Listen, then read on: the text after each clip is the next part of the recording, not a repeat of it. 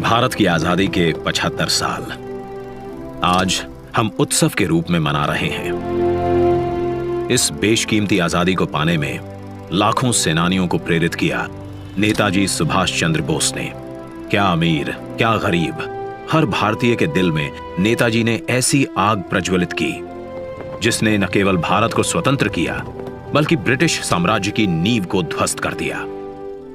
नेताजी ने आजाद हिंद फौज को दुनिया की सबसे शक्तिशाली फौज से लड़ने का साहस दिया।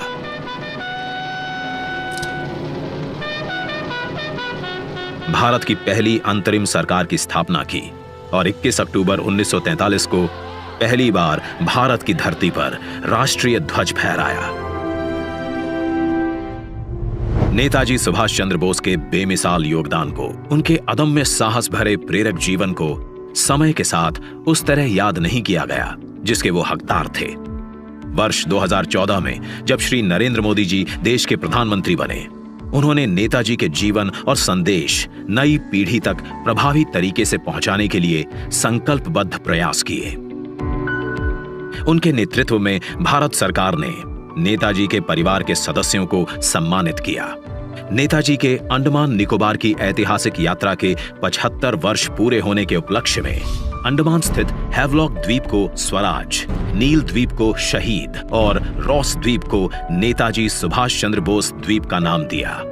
लाल किले में नेताजी को समर्पित संग्रहालय और कोलकाता के विक्टोरिया मेमोरियल में विप्लवी भारत गैलरी बनाई। नेताजी के शौर्य और पराक्रम भरी जीवन गाथा से जन जन को जोड़ने के लिए उनके जन्म दिवस 23 जनवरी को पराक्रम दिवस के रूप में मनाने का निर्णय लिया। इसी कड़ी में नेताजी की 125वीं जयंती पर प्रधानमंत्री श्री नरेंद्र मोदी द्वारा इंडिया गेट पर नेताजी के होलोग्राम प्रतिमा की स्थापना की गई। आज उसी स्थान पर ग्रेनाइट से बनी नेताजी सुभाष चंद्र बोस की प्रतिमा का अनावरण हो रहा है, जो भारत की सबसे ऊंची अखंड प्रतिमाओं में से एक है। ये प्रतिमा आजादी के महानायक को कृतज्ञ राष्ट्र की श्रद्धांजलि है। नेताजी सुभाष की ये प्रतिमा हमारी लोकतांत्रिक संस्थाओं, हमारे पीढ़ियों को राष्ट्रीय कर्तव्य का बोध कराएगी। आने वाली पीढ़ियों को, वर्तमान पीढ़ी को निरंतर प्रेरणा देती रहेगी। आइए दिल्ली के इंडिया गेट पर देखिए 28 फीट ऊंची, 6 फीट चौड़ी नेताजी सुभाष चंद्र बोस की भव्य प्रतिमा।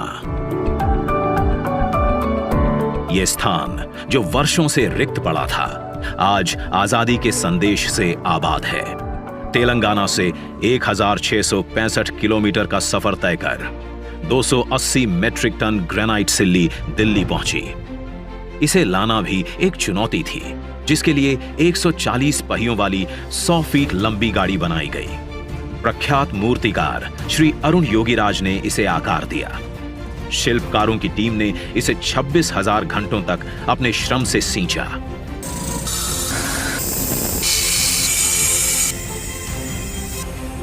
और हमें दिया नेताजी को नमन करने और कृतज्ञता प्रकट करने का अवसर।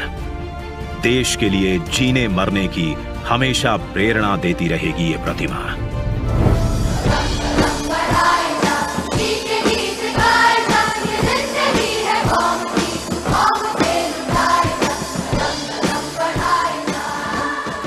जय हिंद।